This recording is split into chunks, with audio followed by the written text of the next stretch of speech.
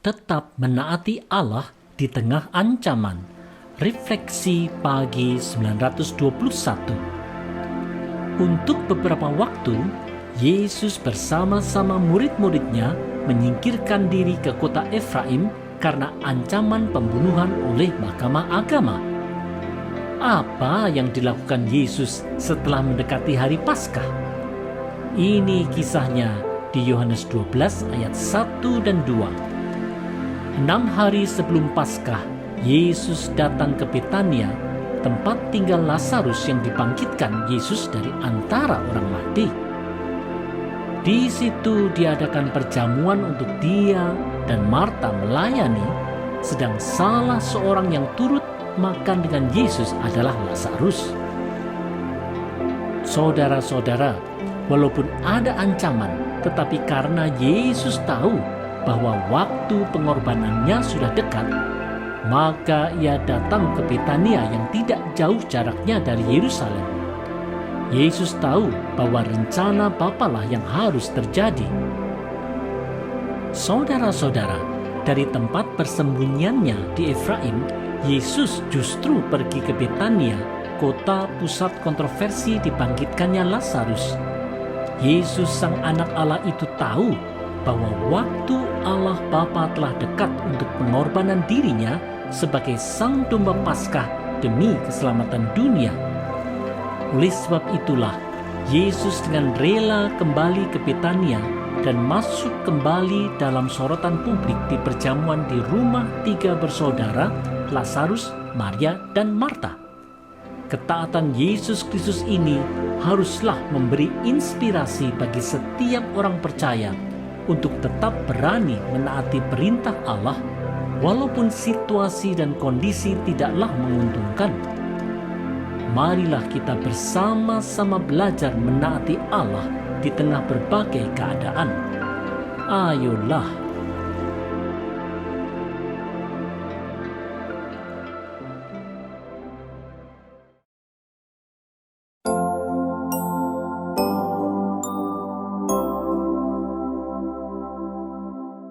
Kerelaan hati karena limpahan rasa syukur. Refleksi pagi 922. Apa yang dilakukan Maria, saudara Lazarus, sewaktu Yesus datang ke perjamuan di rumah mereka di Betania? Mari lihat kisahnya di Yohanes 12 ayat 3. Maka Maria mengambil setengah kati minyak narwastu murni yang mahal harganya, lalu meminyaki kaki Yesus dan menyekanya dengan rambutnya. Dan bau minyak semerbak di seluruh rumah itu. Saudara-saudara, parfum sebanyak 340 gram yang sangat mahal itu digunakan Maria untuk mengurapi kaki Yesus. Anugerah Yesus dalam membangkitkan Lazarus tentu di mata Maria jauh lebih besar daripada segala parfum yang mahal.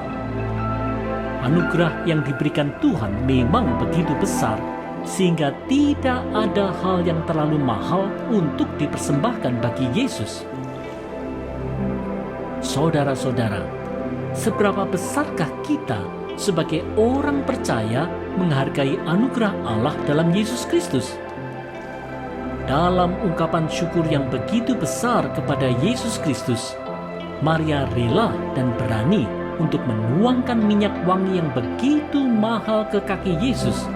Karena bagi Maria, anugerah Yesus Kristus jauh lebih besar dibandingkan apa yang dilakukannya itu. Ini sebuah sikap yang harus kita teladani. Bila hati kita dipenuhi oleh rasa syukur kepada Tuhan, pastilah kita juga akan rela membuang segala gengsi, ketamakan, iri hati, keinginan kaya, serta keterikatan terhadap harta milik, karena kita sadar betul bahwa anugerah yang telah kita terima jauh melebihi apa yang kita miliki. Marilah kita belajar bersyukur atas segala anugerah Tuhan.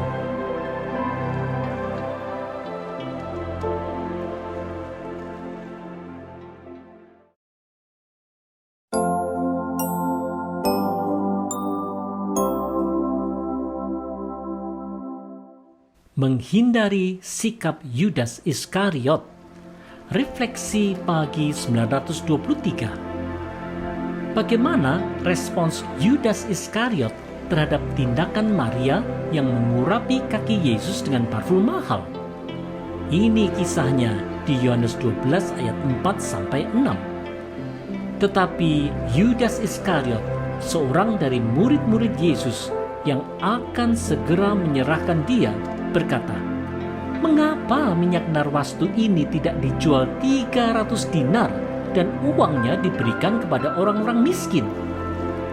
Hal itu dikatakannya bukan karena ia memperhatikan nasib orang-orang miskin, melainkan karena ia adalah seorang pencuri. Ia sering mengambil uang yang disimpan dalam kas yang dipegangnya. Saudara-saudara, seorang yang korup dan mata duitan seperti Yudas Iskariot rupanya tidak peka lagi akan nasib orang miskin. Kecenderungan hati memang menentukan minatnya. Saudara-saudara, kecenderungan hati yang bengkok dan korup pasti akan terlihat dalam segala keputusan dan tindakan seseorang. Bila hati seseorang sudah terserang oleh penyakit cinta akan uang, maka pikiran dan tindakannya pasti akan lebih mengutamakan uang di atas segala hal, termasuk dedikasinya kepada Kristus. Oleh sebab itu, wahai orang percaya, marilah kita mawas diri dan waspada. Apakah kecenderungan hati kita masih benar ataukah sudah tergerus oleh arus materialisme yang hanya mengejar uang semata? Marilah kita menghindari sikap seperti Yudas Iskariot. Marilah kita mengutamakan Kristus di atas segalanya. Marilah kita kembangkan kecenderungan hati, pikiran, serta tindakan yang berlandaskan takut akan Allah.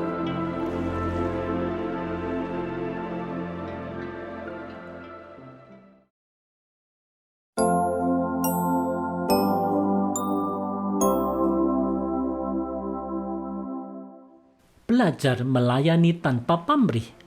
Refleksi pagi 924. Apa komentar Yesus kepada Yudas Iskariot yang menganggap tindakan Maria dengan parfum mahalnya itu adalah sebuah pemborosan? Mari dengar perkataan Kristus di Yohanes 12 ayat 7 dan 8. Maka kata Yesus, "Biarkanlah dia melakukan hal ini mengingat hari penguburanku. Karena orang-orang miskin selalu ada pada kamu, tetapi aku tidak akan selalu ada pada kamu."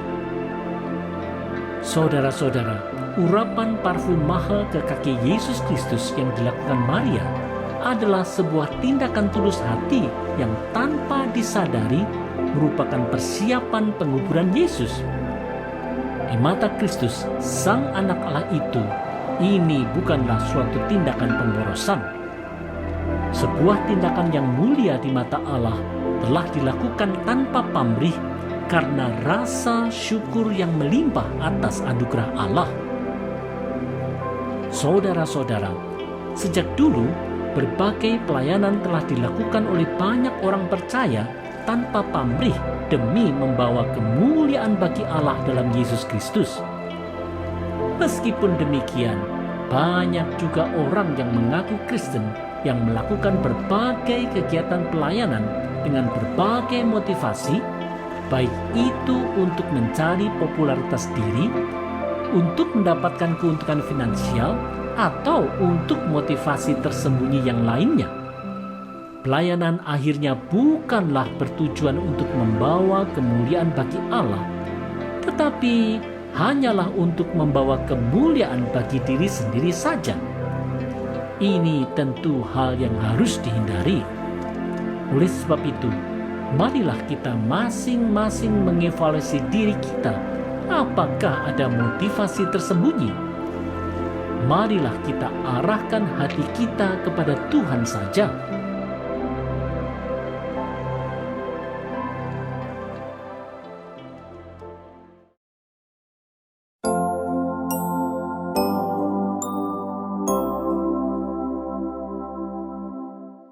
Menghindari hati dan pikiran yang jahat.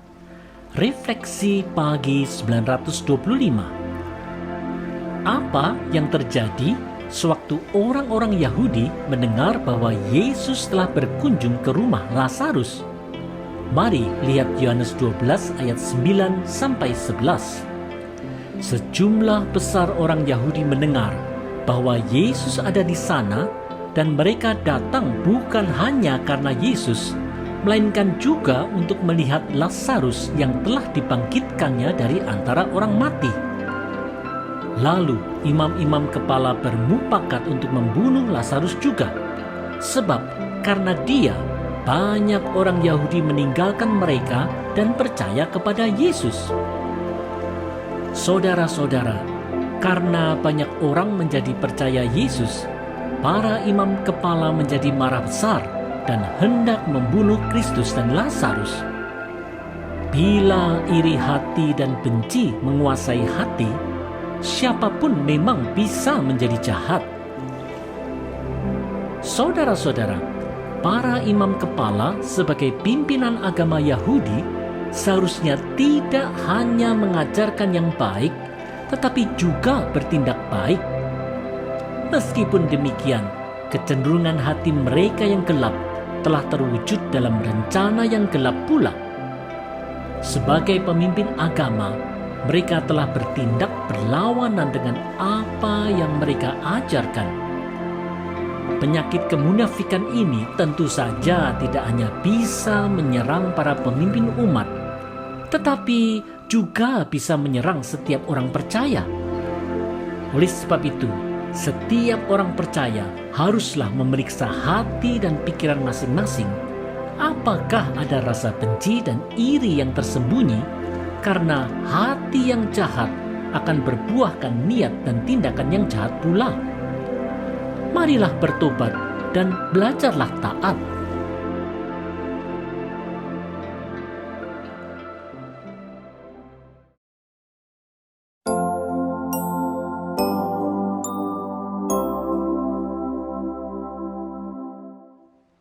Menyambut kasih Allah. Refleksi pagi 926. Apa reaksi orang banyak sewaktu mereka mendengar bahwa Yesus sedang menuju kota Yerusalem? Mari lihat reaksi mereka di Yohanes 12 ayat 12 dan 13. Keesokan harinya, ketika orang banyak yang datang merayakan pesta mendengar bahwa Yesus sedang di tengah jalan menuju Yerusalem, mereka mengambil daun-daun palem dan pergi menyongsong dia sambil berseru-seru, "Hosana, diberkatilah dia yang datang dalam nama Tuhan, Raja Israel." Saudara-saudara, berlawanan dengan niat pemimpin Yahudi yang hendak membunuh Yesus, orang banyak yang hendak merayakan Paskah di Yerusalem justru menyongsong Yesus dengan seruan dari Mazmur 118. Yesus memang dia yang datang dalam nama Tuhan sebagai penggenapan nubuat perjanjian lama. Saudara-saudara, walaupun ada ancaman pembunuhan, Yesus Kristus tetap masuk ke Yerusalem dengan terang-terangan karena Yesus tahu bahwa saat yang ditentukan Allah untuk misi penyelamatan manusia telah dekat. Skenario agung Allah yang nampak dalam aliran sejarah perjanjian lama telah mencapai saat yang ditentukan Allah. Sang anak Allah dalam ketaatan kepada Bapanya memasuki kota Yerusalem untuk melaksanakan rencana Allah. Oleh sebab itu, bersyukurlah atas kasih yang begitu besar dari Allah Bapa yang rela mengutus anaknya untuk penebusan dosa-dosa manusia. Terpujilah Yesus Kristus, Sang Anak Allah yang rela mati bagi dosa-dosa manusia. Terpujilah Roh Kudus yang menyertai kita senantiasa. Amin.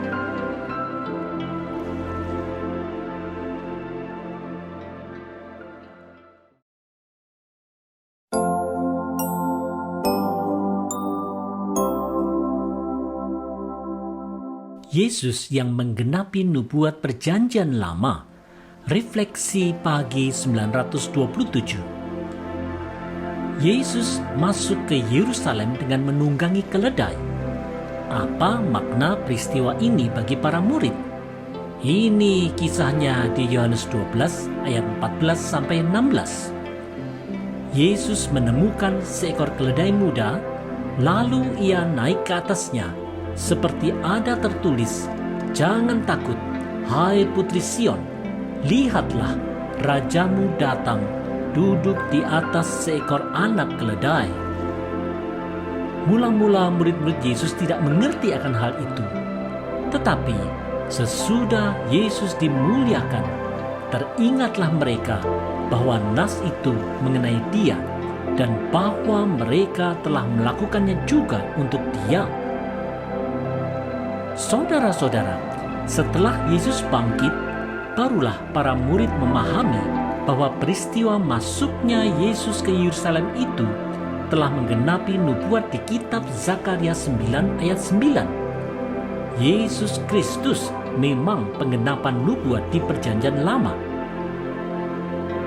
Saudara-saudara, setelah bangsa Yehuda kembali ke Yerusalem dari pembuangan di Babilonia, Nabi Zakaria menyampaikan nubuatnya tentang Sang Mesias, yaitu Kristus, di kitab Zakaria pasal 9-14. Penggenapan nubuat Nabi Zakaria itu tidak hanya sudah digenapi pada waktu kedatangan Kristus yang pertama, tetapi juga akan digenapi pada waktu kedatangan Yesus Kristus yang kedua kali kelak. Oleh sebab itu, wahai umat percaya, marilah kita juga terus bersiap sedia menyambut kedatangan Sang Kristus pada saatnya kelak. Yesus Kristus memang akan datang kembali sebagai Raja di atas segala raja dalam arak-arakan kemenangan untuk memasuki Yerusalem baru kelak. Marilah kita setia menantinya